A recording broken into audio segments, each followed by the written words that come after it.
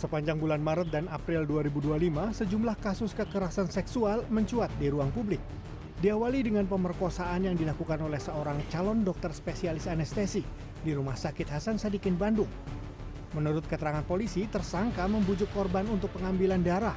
Namun alih-alih mengambil darah, tersangka malah membius dan melakukan kekerasan seksual terhadap korban. Yang mengejutkan, jumlah korban bukan hanya satu, melainkan 3 orang. Lalu di Garut, Jawa Barat, seorang dokter kandungan ditetapkan sebagai tersangka dalam kasus dugaan pelecehan seksual pada pasiennya. Tak hanya sekali, tersangka telah 4 kali melakukan hal serupa terhadap korban yang berbeda. Polres Garut telah mengantongi sedikitnya 2 alat bukti, yakni rekaman CCTV dan pakaian korban saat kejadian. Polisi juga telah memeriksa sejumlah saksi. Di Malang, Jawa Timur, seorang perempuan mengaku menjadi korban tindak asusila seorang dokter di salah satu rumah sakit swasta di Malang, Jawa Timur.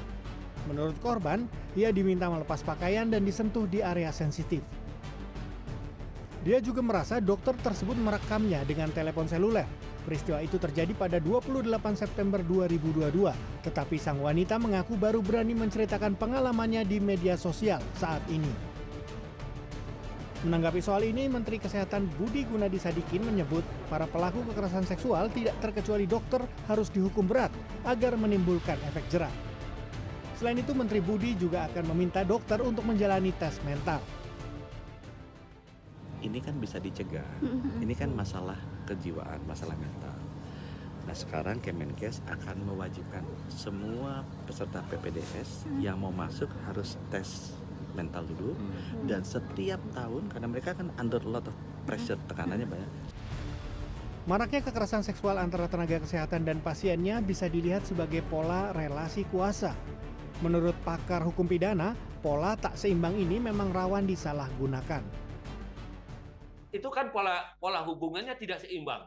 Yang satu sangat membutuhkan yang lain dia sangat menguasai profesinya. Nah, pola relasi yang seperti itulah yang menurut saya sangat rawan gitu ya.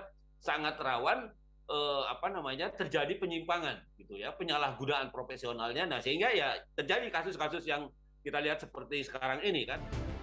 Indonesia sudah memiliki undang-undang tindak pidana kekerasan seksual.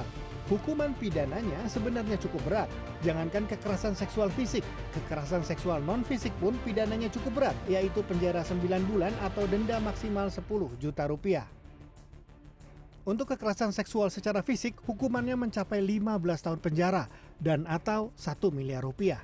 Terutama bagi pelaku yang memiliki kedudukan, wewenang dan kepercayaan, dan lain sebagainya yang bersifat relasi kuasa.